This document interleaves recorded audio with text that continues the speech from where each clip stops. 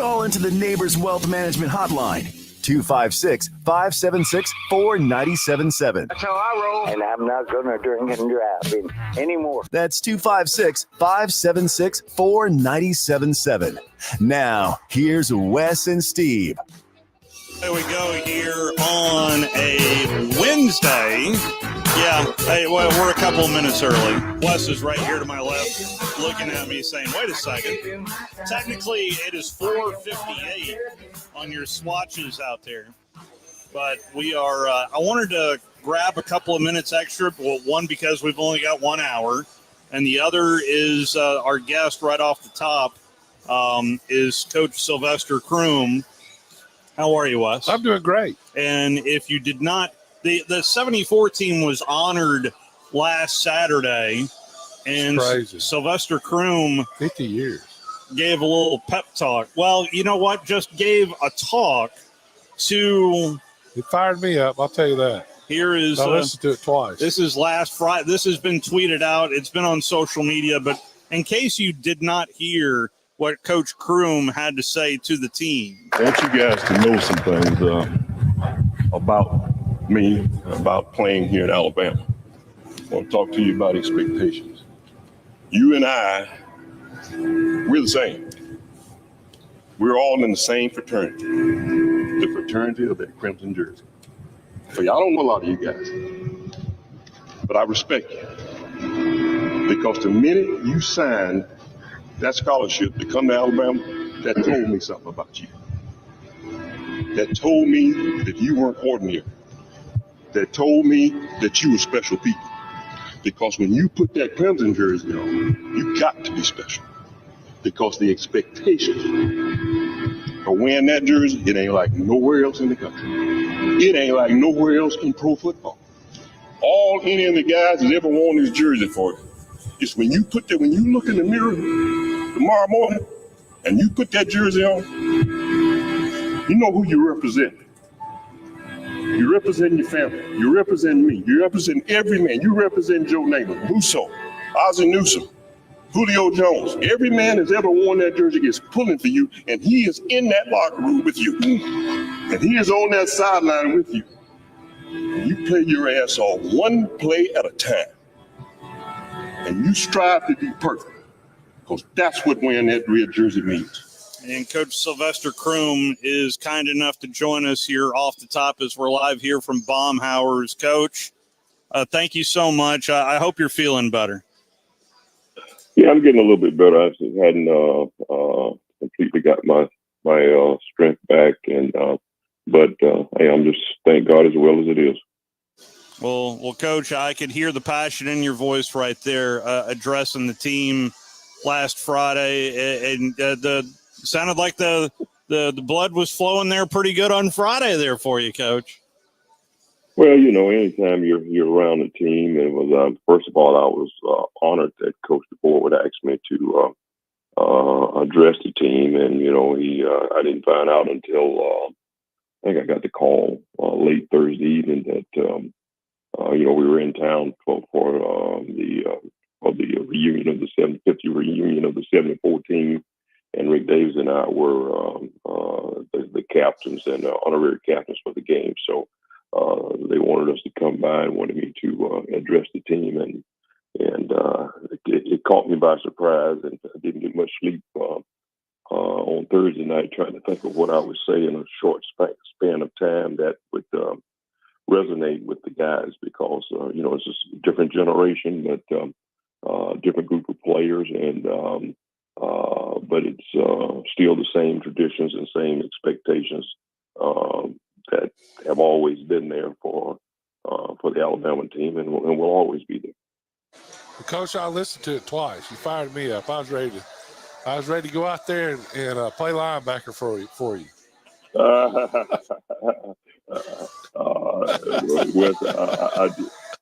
I was, you know, just trying to make a connection with the guys, and like, you know, and like there was something, you know, it's that's the great thing about playing in Alabama. Just the fact that they had, you know, they consistently invite teams who win the SEC championships and the national championship teams back, and they honor them, and the fact that under Coach Saban and all the coaches that have been there since Coach Bryant. We've been, former players are always welcome at practice. It's not like that everywhere else. We get priority for tickets, and very few places get that anymore.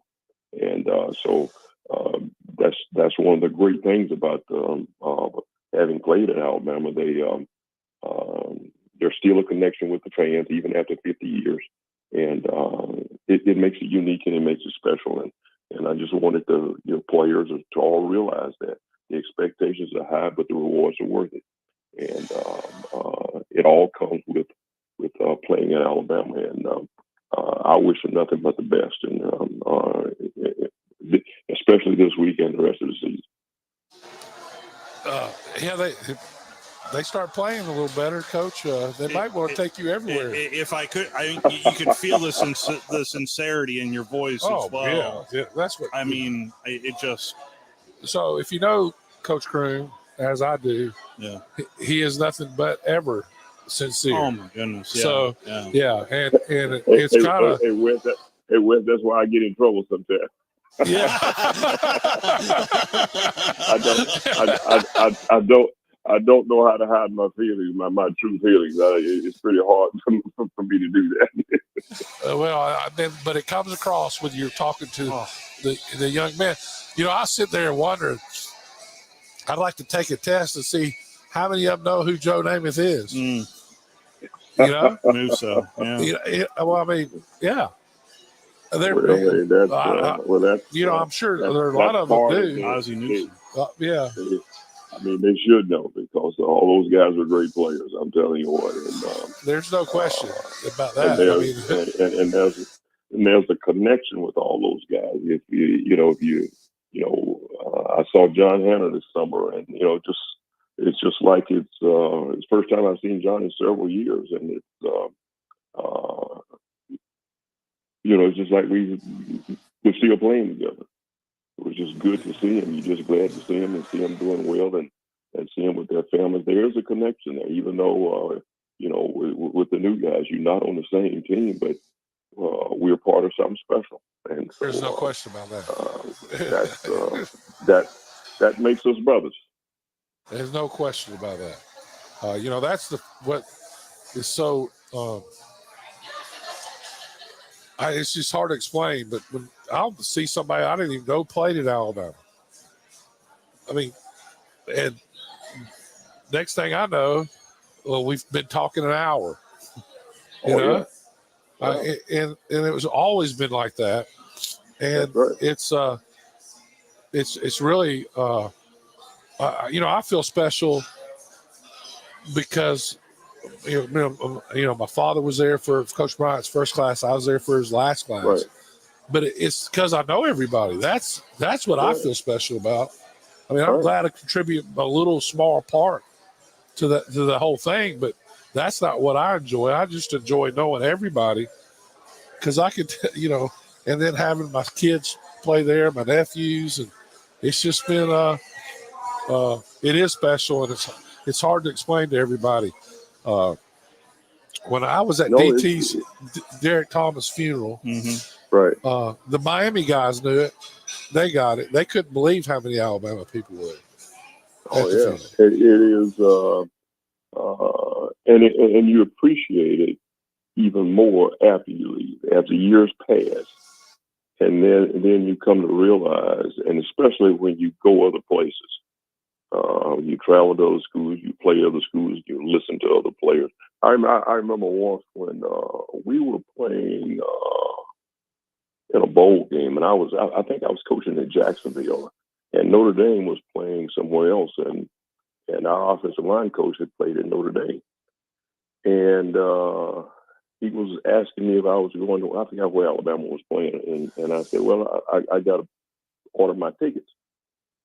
Well, he was calling around trying to get tickets to go to Notre Dame's game and had to pay scalper's price for it. I said, wait a minute, you're a former All-American in Notre Dame and you can't get tickets to go to their ball game? I said,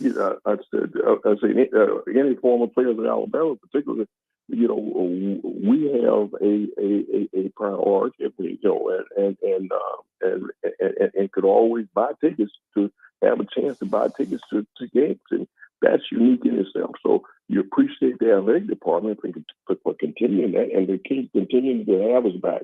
I know teams, at certain teams, you can't even go to practice. That blows me away. Can't even go to practice. And So, I've never seen an Alabama practice closed to a former player. Oh, they aren't. You know, they have to let me in even though I have a radio show. That's been awesome. So, so Coach Saban had a list of, everybody you had to call if you want to go to practice. But Coach Saban would come by and talk to every ex-player that came to practice. Yeah. I mean, Cedric was in charge of that, and if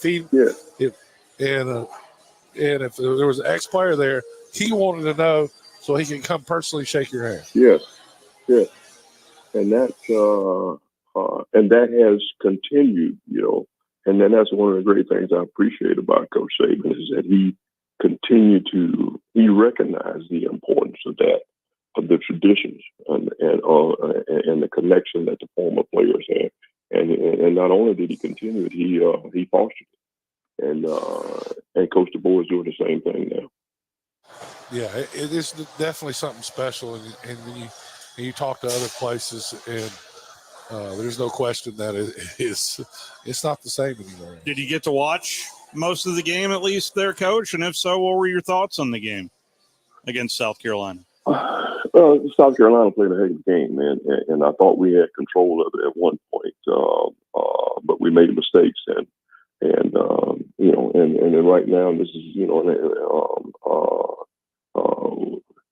we're not playing as well as I think we can play right now. I don't think anybody there would disagree with that right now. Something I didn't realize that almost 50% of the roster had changed, so that makes it a little more difficult. But that's just the way it is in college football now. We've got to be more disciplined with our assignments and with eliminating penalties. And we got to be more physical up front on both sides of the football, especially running the ball and stopping the run. If we do that, and really just lay it on the line and try to do the little things over and over and be disciplined about doing the little things right on each play, I think we'll get better. But this is a big game this week for us and Tennessee because. I think the winner will go on and get better from this season, and the loser's going to have a tough road to hold the rest of the way. It's funny, Coach, is how fleeting everything can be. 2 weeks ago, these were the two darlings of the country, right? Yeah. And all of a sudden they lose one game, both of them close games, but to what people would feel like an inferior opponent, although I question that.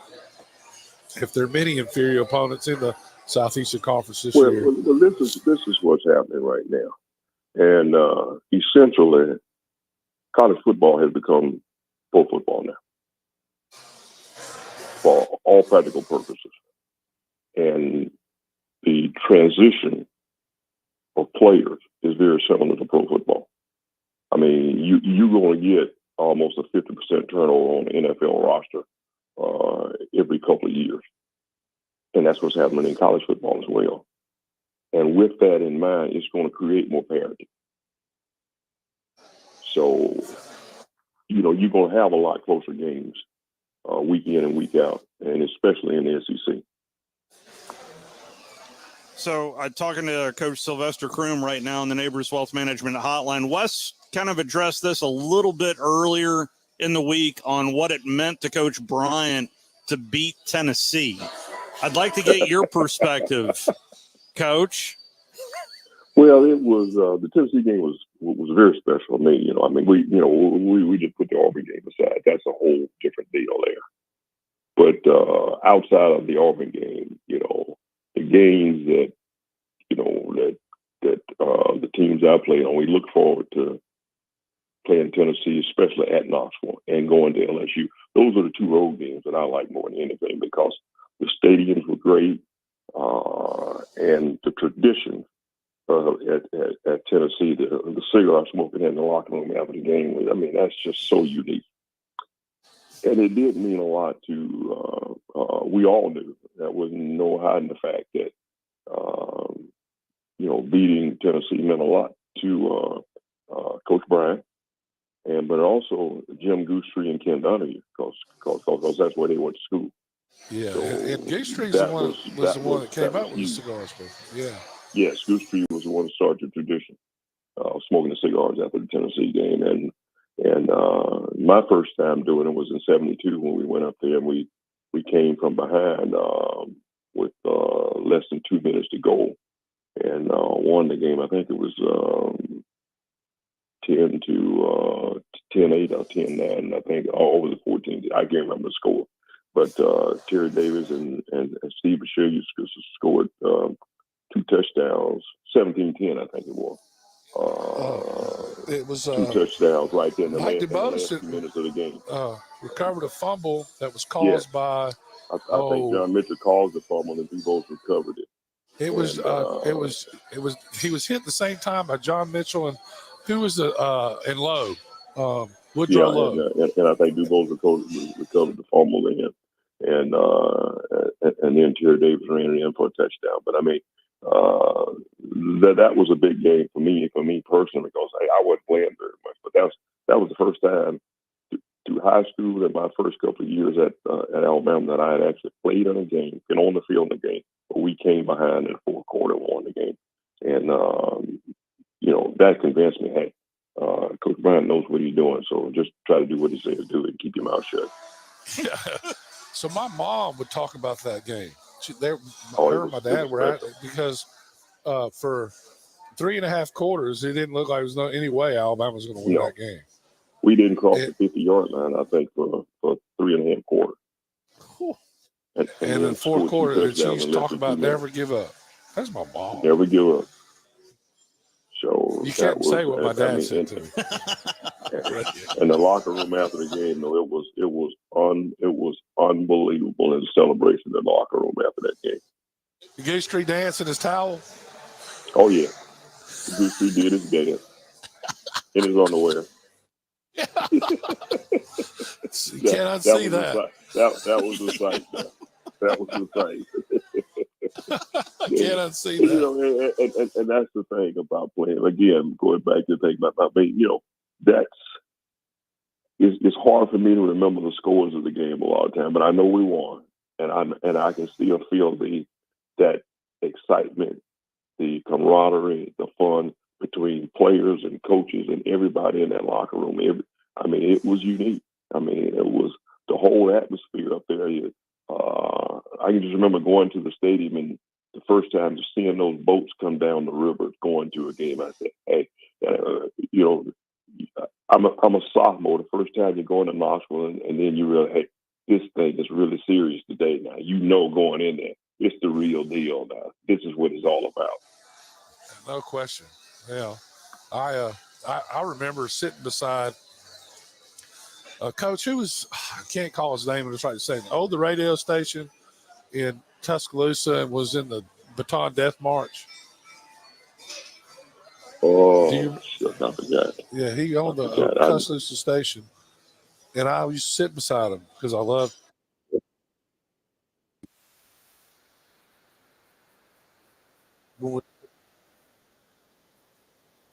And sure enough, Coach, I did it 4 times.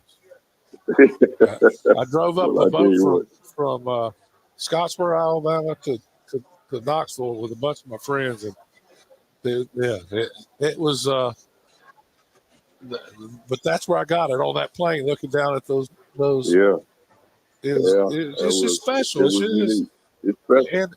And the fall cover, so especially in Knoxville, right now the fall colors have started. We're about 2 weeks behind them. Yeah.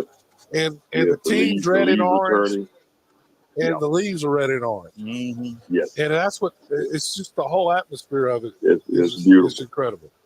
It's absolutely incredible. And like I said, that was always, Playing them anywhere was special. The 73 game we played them in Birmingham Will scored the 80-yard touchdown, but playing them up there is, like you say, the beauty of Knoxville, the changing of the seasons, all of that is just fantastic. Coach, I can't thank you enough for hopping on. Continued good health to you, sir, and your family. Thank you so much for hopping on, Coach. Well, thank you, guys, and hey, let's. I hope we all smoke cigars. No question. Yeah, because I love it when the smoke cloud begins. Well, I tell you what, I got to go get me some. I'll have them ready. Thank you, Coach. All right, thanks, Talk Coach. to you later, guys. That is Coach Sylvester Croom, still on the mend a little bit, but I mean that message to the team on Friday. Oh man, it fired me up, dude. I watched it. And I know it's obvious to say, but you can hear it in his voice. Well, I mean, those guys, they mean so much because they're Coach one of the first African Americans on the team. And, there's a lot of people around the country that were very negative toward Coach Bryant in Alabama, but who Coach Bryant as well. And I know all those guys: John Mitchell, Sylvester, Wilbur Jackson, all of them, very well. Yeah. And you say something bad about Coach Bryant, I'll never get to you before they did. And Sylvester's dad, Reverend Croom. We've had a conversation with him about Reverend.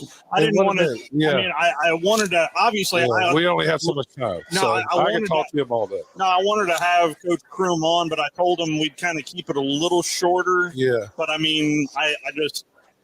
Yeah, he's a special dude. He was my linebacker coach when I was a freshman, and for some reason they moved me to center.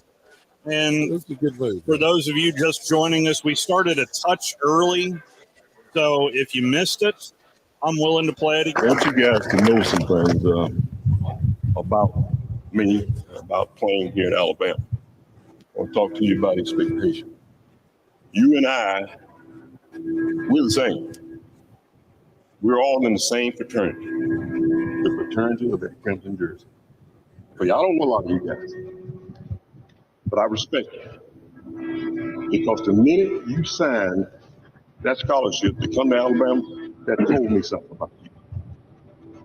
That told me that you weren't ordinary.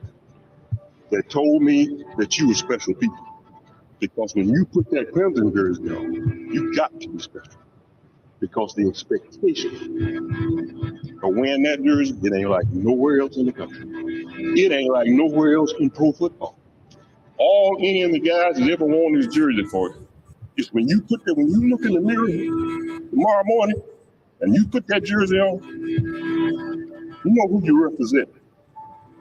You represent your family. You represent me. You represent every man. You represent Joe Namath, Musso, Ozzie Newsome, Julio Jones. Every man that's ever worn that jersey is pulling for you, and he is in that locker room with you. And he is on that sideline with you. You play your ass off one play at a time. And you strive to be perfect. Because that's what wearing that red jersey means. That is Coach Sylvester Croom addressing the Alabama football team on Friday before Bama's win over South Carolina, as Alabama was honoring the 1974 Crimson Tide team, which Coach Croom was a captain of 15 years ago. It is one of Wes's favorite days, not just because we're here at Baumhower Victory Grille, but it's also teleconference day. And believe it or not, on the teleconference, it was just me and Lane Kiffin today. So much so, I got muted after I think my fifth or sixth question. But nonetheless, I'll have the Easter Bunny for you a little bit later on. I did talk to Kalen DeBoer, also spoke with Hugh Freeze, Brent Venables. I think that's interesting to point out. And I've got some really, really good news for you, Bama fans. I'll tell you on the other side, it has to do with Urban Meyer. There's your tease. Let's go ahead and take our first time out. 256-576-4977, the telephone number if you'd like to participate. We'll be right back.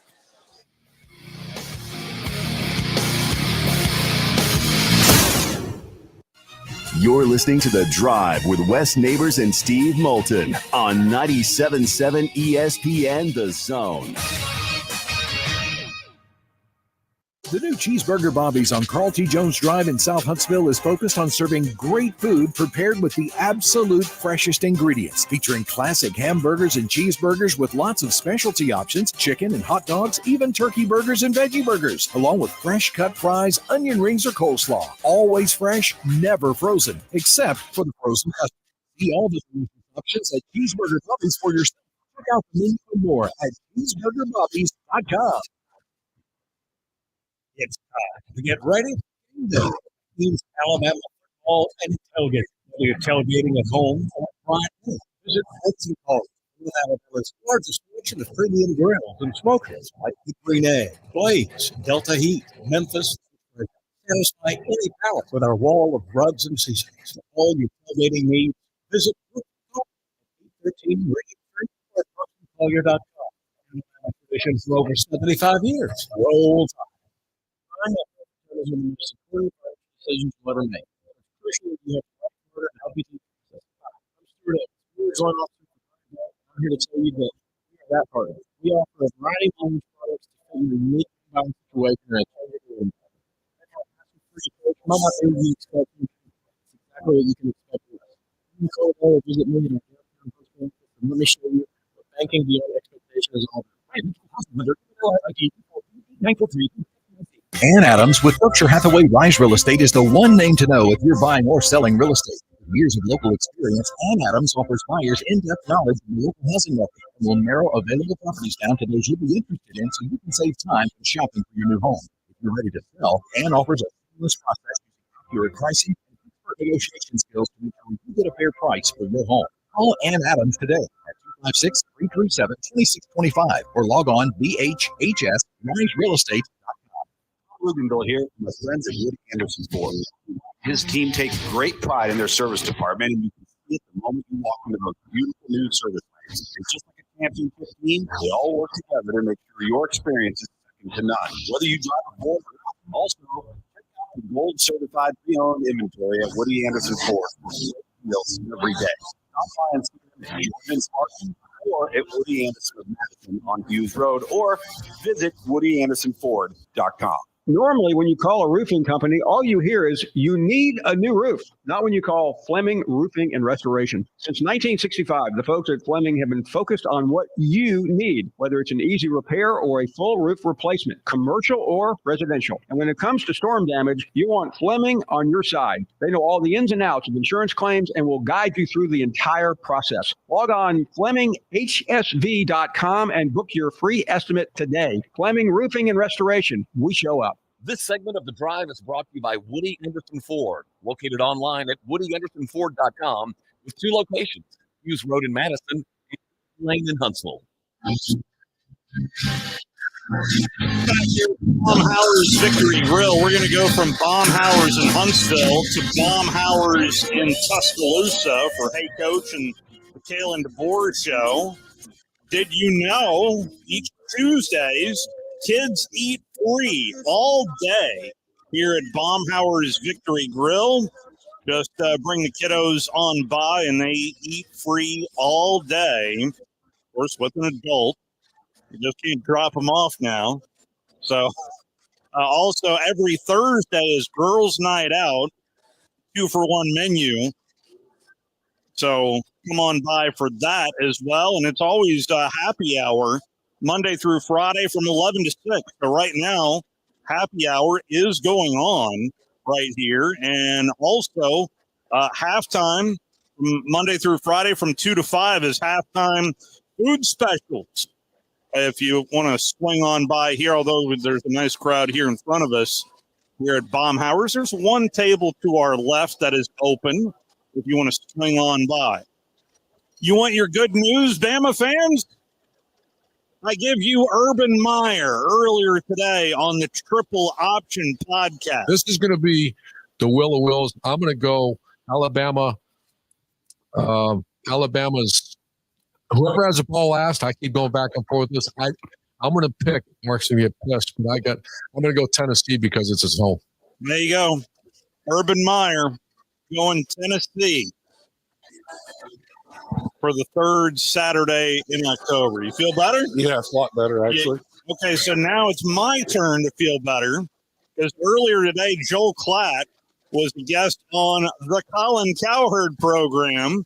They were breaking down the premier matchup of the weekend, and that is the top 5 matchup between the Georgia Bulldogs and the Texas Longhorns. Let's just go ahead and just throw that dirt on the dog, shall we? They're more complete of a team. Okay.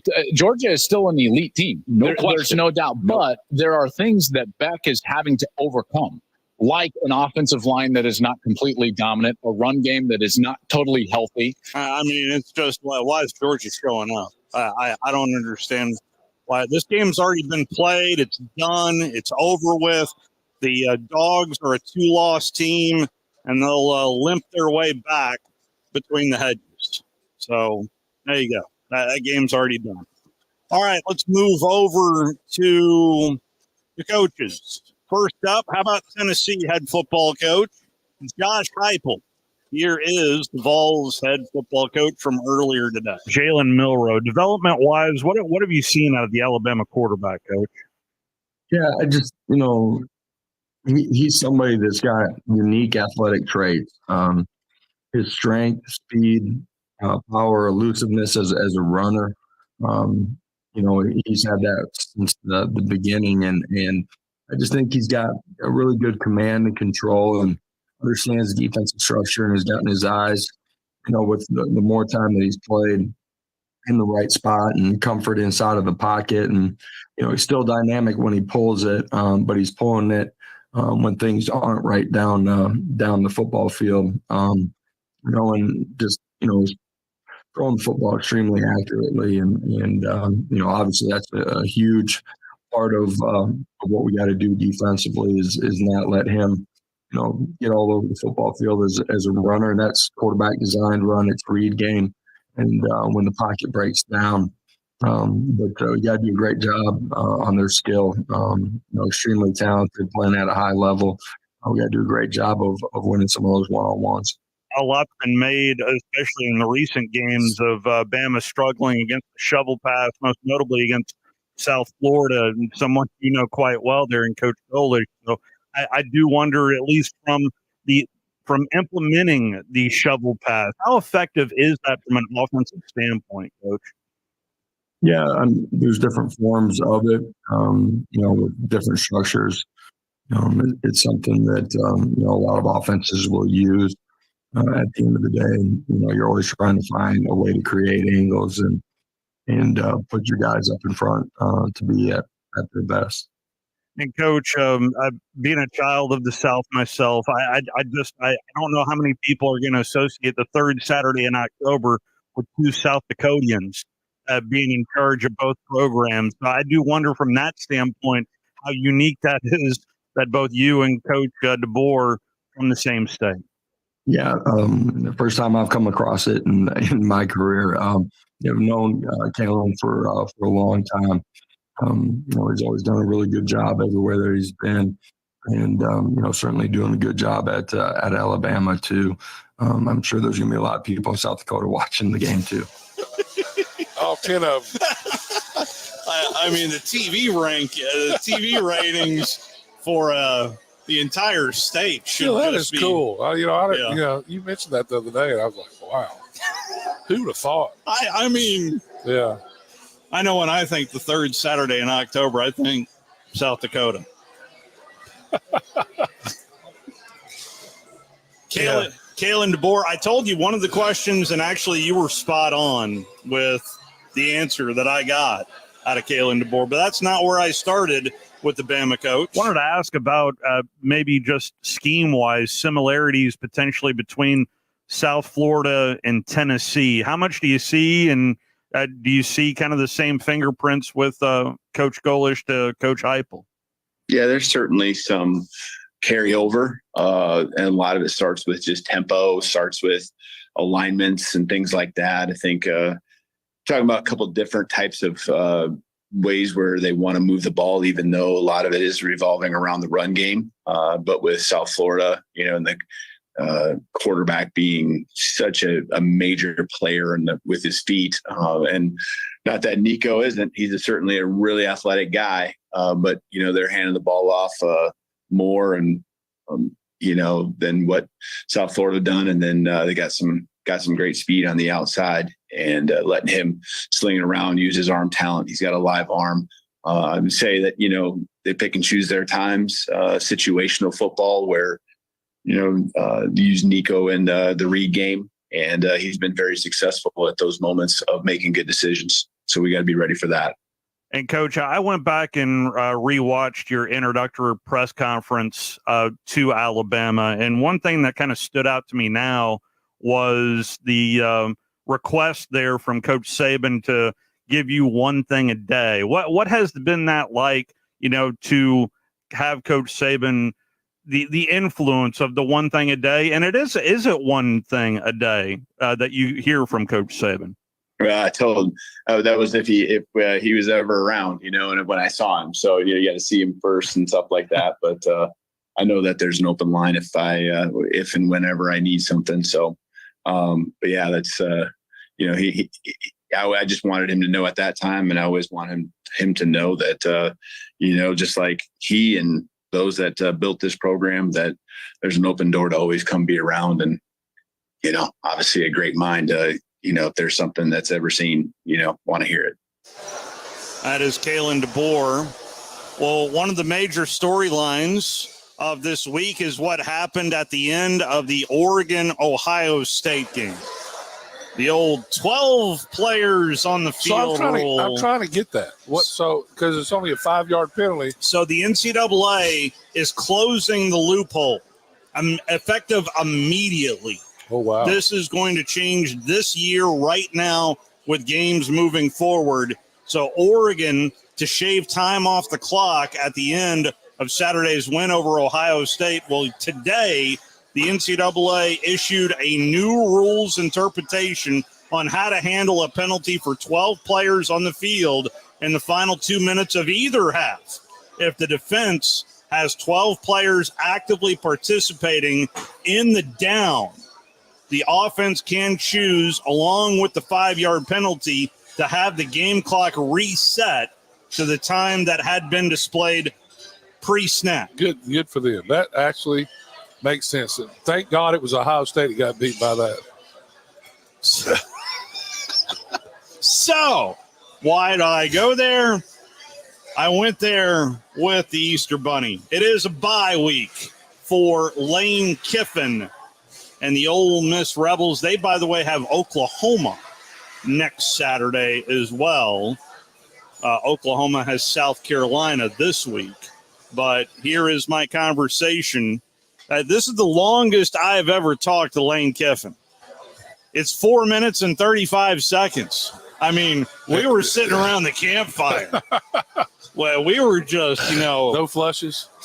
Oh, you know what? I found it. We need to play it. Yeah. Yes. Every time you say Lane Kiffin. Yep. Going for it on fourth down. I think you've done it 15 times this year, but how much has that evolved throughout your coaching career of when to go and just the feel of the game, if you will, Coach? Well, I kind of wish it wouldn't have evolved as much as it had here lately, because I think before it evolved, we've had, I think, a 4th and 6 and 4th and 7 against us on the -19, in that 2 to 4 minute range, where the guys, the old school way, everybody would have punted it. So kind of worked against us here in both those -19 situations. At the end of the game, they made it to keep a drive alive that otherwise would have been 3 and out. So, but I just think in general, people have evolved more to understanding of analytics and situations, and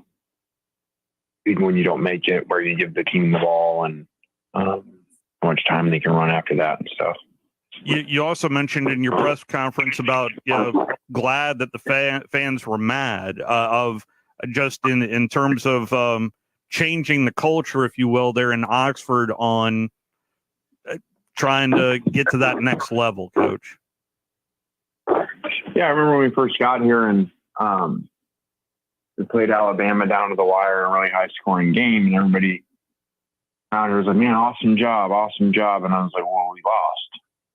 We didn't come here to play close games. So it's just interesting to spin forward a few years later that, everybody's upset and angry. And so a lot of people would say, well, man, don't they remember where they were just at and how hard it is to win in LSU, and they ain't won down there for 16 years or something. And I said, no, that's the expectation we created and how we wanted them to think. So I'm glad they feel like us and that they're upset losing at LSU to a Saturday night in a game they had all the way till the last play of the game, and at points are in control of the game.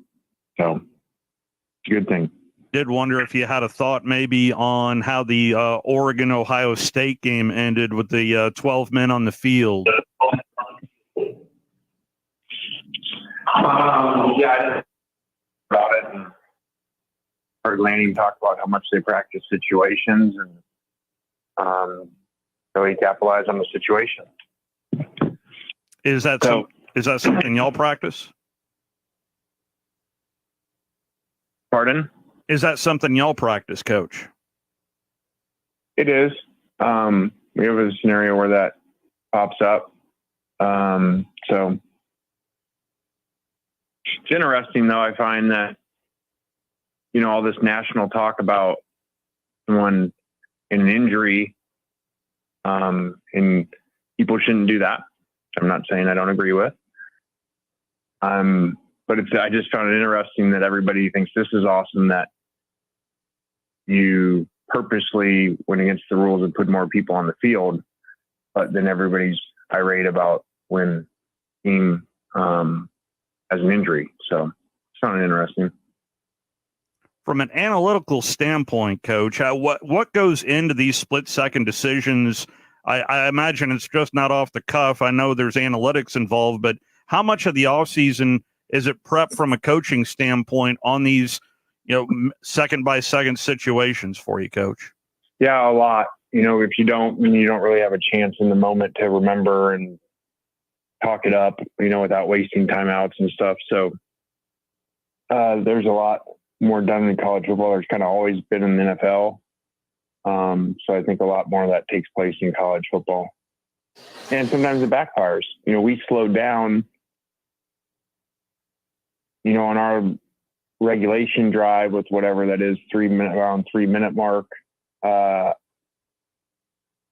because even though that can backfire because we don't move the ball as well, we slow down because I was trying to use some clock because I didn't want them to have a lot of clock, knowing that at least we were in field goal range to go up 7. And, so sometimes you follow it and it doesn't always work too. That is Lane Kiffin. Hang on, I'm downloading. I'm downloading the other one. So I did look it up, and I even labeled it Lane Kiffin bathroom teleconference. Because I was trying to remember how I even labeled the thing. This is from September 30th, 2020. Yep, 4 years ago. And who was the first person to ask him a question? I've never heard it before or since. Well, if I'll cue it up the right way. Well, challenge with playing a really good team that's very physical and it runs the ball really well, and played great defense last year and in the first game, and limit explosive plays and. After explosive plays. So he claimed, but somebody called him out on it. He claimed he denied it, right? He denied it. Right. And I was the first person to ask him a question afterwards. I was not using the bathroom at that time because I was in front of a computer listening to limit explosive plays and.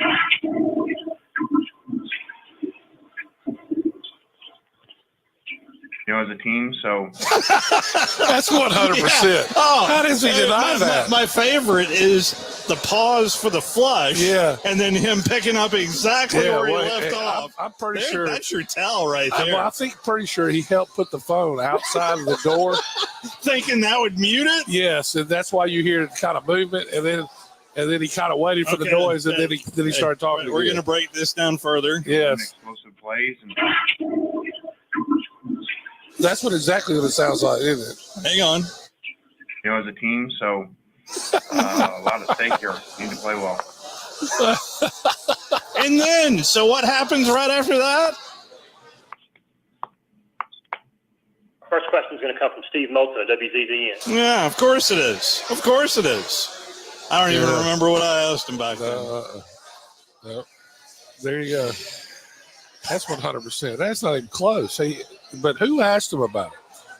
Somebody asked him about it? It was not in the teleconference. It was his next press conference. Yeah, he denied being in the bathroom. He's not 100% in the bathroom. That's during COVID, right? That was 2020. 2020. Yeah. Who were they going to play? Alabama? Were they playing Alabama? September 30th of 2020 was the time in which the flush occurred. Yeah, but they're playing a SEC school because that's all they played that year. That's right. So let's see here. That'd be the first week in October. That would have been October 3rd. Ole Miss was playing Kentucky that week as they won in overtime 42-41 over the Kentucky Wildcats. Wow. I vaguely remember that game. So there you go. There's the flush. The flush that we reference so often. Yeah. And we call him the Easter Bunny. Yeah. Because for years he'd tell Steve he would. So when he was at FAU, I would call down there, and their sports information department, which great people, they would get back with me, and they would set up. I think it was 3 different interviews. I think I set up 3 different. And it was over 3. My batting average was awful with the Owls. Yeah, he never would.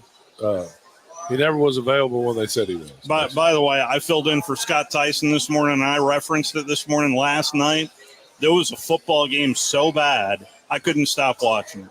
It was on CBS Sports Network last night. It was Middle Tennessee State University, the Blue Raiders, right up the road, taking on Kennesaw State, the Owls. This is first year. Oh, that's right. Yeah, we've had Coach Mason on. I mean, I don't know if that's on demand somewhere, but if you just want to watch some bad football, I mean, if you're Jones, it was 14-5 was the final score. It was awful. Burn your retinas bad.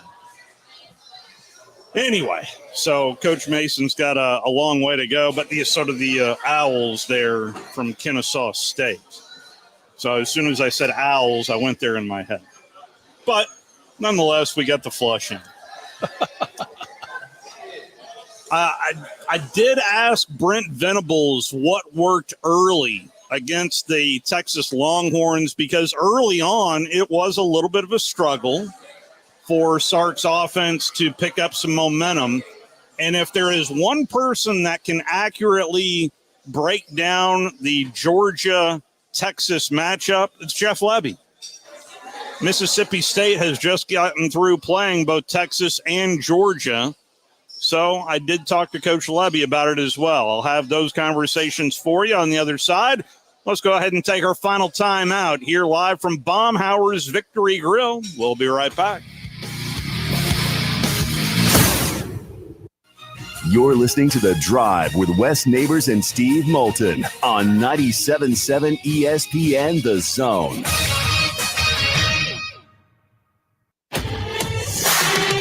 Hi, folks. Bobby White back again for Woody Anderson Ford, inviting you to come test drive any one of our over 100 F-150s. From rock-solid, dependable work trucks to our state-of-the-art Platinum Series, we've got an F-150 for you. Test drive one today, and you'll understand why the F-150 is the best-selling truck in America, going on 48 years in a row. Just as successful offenses and defenses are built on teamwork, Woody Anderson Ford is powered by our people. Our sales and service teams are well trained to save you time and money. And because we want your business again and again, no one will work harder to earn it. Our mobile service teams come to your home or business for oil changes, brake work, tire rotations, and more. And the great thing is you don't pay extra for it. We come to you with mobile service at no extra charge. Proud to be local, family-owned, and at your service for over 62 years. Woody Anderson Ford, Alabama's F-150 Superstore. Football season and Bad Daddy's Burger Bar. The perfect combination of good times and great food.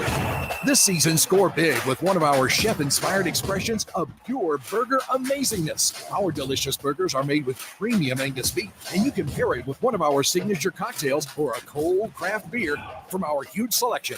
Bad Daddy's Burger Bar on the Parkway in Huntsville and our new location at Cliff Farm, Highway 72 in Madison. Chapman Commercial Realty, your source for Alabama commercial real estate. Chapman Commercial Realty has the experience and expertise you're looking for when making commercial real estate decisions. If it's office space, retail space, investment property, or project development, Chapman Commercial Realty is your answer. Call Bill Chapman today at 256-656-8413. That's 256-656-8413. Or find them online at chapmancommercialrealty.com. The company is Eagle Masonry and Insulation, but did you know they're also Eagle Landscaping and Dirt Work? Eagle can take care of all your landscaping needs, including irrigation, sod work, and planting, both plants and trees. On the dirt work side, Eagle can grade and build your pads, haul dirt in or out, and even do erosion control. Philip Love and his team can do it all for you. The website is the same, insulatewitheagle.com, as is the phone number, 256-755-1556. Give them a call and see what Eagle can do for you. Eagle saves you time. Eagle saves you money. From the Fox 54 Weather Center, I'm Chief Meteorologist Jordan Dressman. Plenty of sunshine this afternoon, though. Definitely going to be just a touch on the chilly end of the spectrum. Temperatures climbing into the upper 50s and lower 60s. We're dropping into the mid and upper 30s as we head into the overnight, early into your Thursday morning. Definitely going to need a jacket as you head out the door for work on Thursday. Plenty of sunshine Thursday afternoon. Temperatures climb into the mid and upper 60s. We're getting really close to 70 degrees, but it looks like many of us are going to fall just shy. We only drop into the mid and upper 40s as we head into the overnight, early into your Friday morning. We maintain the sunshine through Friday afternoon. Temperatures climbing into the low and mid 70s, dropping into the mid and upper 40s through the overnight, early Saturday morning. The sunshine continues Saturday afternoon. Temperatures climbing into the mid and upper 70s. I'm Chief Meteorologist Jordan Dressman on your home for ESPN Radio, 97.7 ESPN The Zone.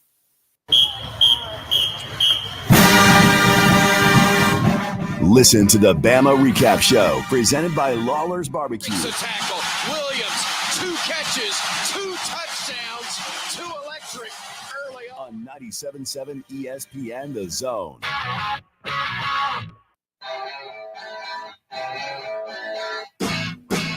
Final call for phone calls. A big thank you to John Avery. You all right over Yes. there? Mics are hot, by the way. Big thank you to John Abraham for coming in tonight. Captain Cool. Of course, you can check out John, Joe, and Bailey every day right here on 97.7 ESPN The Zone with the Morning Blitz. That goes from 9 to 11 right after Talking Ball with Scott and Drew. And on the subject of saving you some money, how about head over to our website, 977ESPN.com. Click on, actually, the very top of the page is what I always click on. It says savings never tasted so good, but it's so true. So click on savings never tasted so good, and that'll take you directly over to our zone deal page. And we've got a ton of zone deals. In fact, a couple that just went live. So you might want to head over there now and see a couple of the new deals that are out there, as we've got plenty for you to choose from on our website. Okay, I told you I got a couple of things to share with you. Jeff Levy just got through playing both Texas and Georgia as they square off this weekend. And, Coach, I know you've been asked a lot about Georgia, Texas for obvious reasons, but players aside, just scheme-wise, more difficult to scheme against. Is it Stark's offense or Kirby's defense? Yeah, I think that's tough. Both of them, at the end of the day, have done such an unbelievable job on their side of the ball, and I know that's politically correct, but that's real. I mean, those guys have been elite on their sides of the football for a long, long time. And so I think if you ask the offensive guy, it'd be Kirby, and a defensive guy, it'd be Sark. And so as I watched both leading up to both those football games, they're just going to put you in positions that make it really hard, to where you've got to execute at a really high level to get off the field and stay on the field. That is Jeff Lebby, Mississippi. And by the way, Mississippi State, they have Texas A&M this weekend. As I mentioned, Brent Venables, his Sooners are going to be taking on the South Carolina Gamecocks this weekend. There's a lot of really intriguing matchups that I don't have a clue about, just head-to-head wise. Here is what I asked Brent Venables about Texas in particular. And in reviewing the Texas film for you, Coach, what worked so well defensively against Texas early for your defense, Coach? Just playing sound and together, punching gaps, staying on top of routes, playing with good leverage, guys keying out, on their play action, slide protection and things of that nature. That's it. And then the adjustments occurred, and Texas goes on for the win. What I saw is what Texas started doing is basically using Oklahoma's the way they were flowing to the and do misdirection passes, and became easier throws than just drop back passes, because it was obvious early that there was a little rush on Quinn Ewers.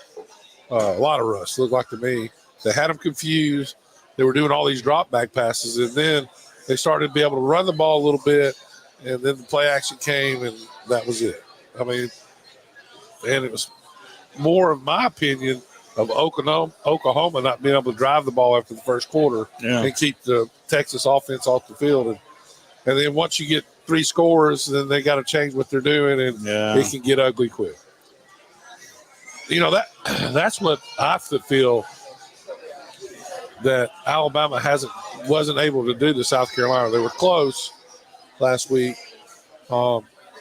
And this game, Texas and Georgia, to me, it's going to be interesting. If you just go by the way the eye, you think Texas is going to win.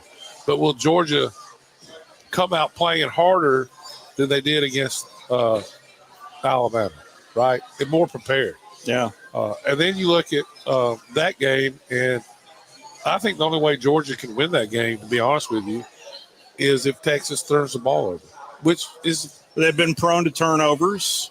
They have. Yeah. So but when you say – I didn't hear what you heard. I heard there was a lot of respect for Georgia, but it's the first time Georgia people have been the dynasty, quote unquote. It's the first time where they won one SEC championship. Two national championships. Yeah, one SEC championship. And don't you have to win your conference to be a dynasty? Anyway, so when you look won at a national championship without winning an SEC championship. They won 2, I believe. I think I know one. Yeah, I remember one specifically against LSU. Right, but and there was another one when.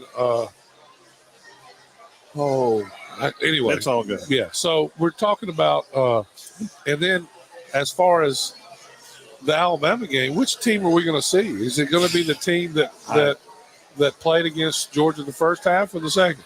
Because so far we haven't seen as bad in my mind of the second half, but it's been close.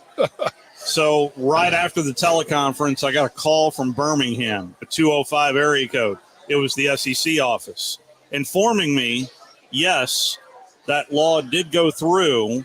Universities are paying other universities. So, yes, Vanderbilt is paying Alabama. Arkansas is paying Tennessee. So there you go. Yeah. So where will that NIL money? Well, no. Well, LSU has to pay Ole Miss there. My question is, did you ask him if it goes up? It's $100,000 the first time. Yeah, and then it goes $250. Yeah, I think for Vanderbilt, it was 100, but for Arkansas it was 250 because it was their second LSU offense. has to be 250. I would assume so. Because they rushed the field against Alabama 2 years ago. Right? Rushed the field. Yeah. Yeah. Anyway. So just know this, Vol fans, if you happen to win on Saturday, hit the field. Storm the field. That'd be 250. Collecting checks. Yeah. That adds up. When you're doing what they're doing now, you get at least a decent offensive lineman. I know we've only got about a minute here, but Bryce, let me try to squeeze in your phone call. Bryce, appreciate you calling in. Hey, Wes, what do you see this game Saturday? And Steve, where y'all see this game? Where do I see? No. What do you see happening? Oh. I guess is what you're asking, Bryce. I don't know. Who's going to show up? I don't know. I mean, Alabama was so prepared for the Georgia game, and they looked unprepared. It looked like they thought that we were going to show up for the Vanderbilt game and be able to win. I thought we were prepared for the South Carolina game and then just made some bad plays, right? And put them back in the game. And then the way I would coach football is that it would, they would have been 14-7 at half. Bryce, I appreciate the phone call. We're right up against it. I don't have a clue. I really don't have a clue on this game. Give me a couple of days to think about it, and I'll get back to you on Friday. Kalen DeBoer is next. Hey folks, Bobby White back again for Woody Anderson Ford. If you're in the market for a new ride, now is the time to make your move.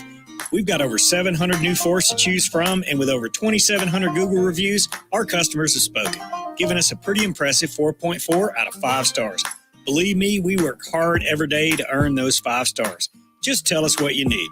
This month only, we're offering big savings on your favorite Ford models. You can save up to $10,000 off MSRP on a 2024 F-150 Super Crew pickup.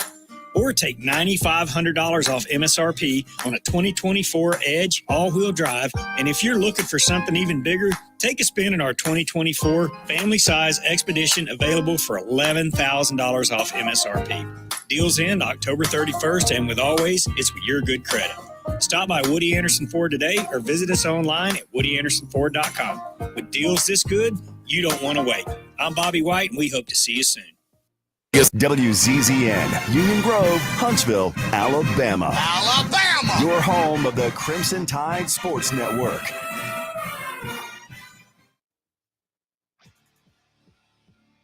Roll Tide. 45, 40, foot race, 30, 20, 10, 5, touchdown, Alabama. It's time for Hey Coach and the Kalen DeBoer Show, live from Baumhower's Victory Grille in Tuscaloosa on the Crimson Tide Sports Network from Learfield. Let's get out of here again.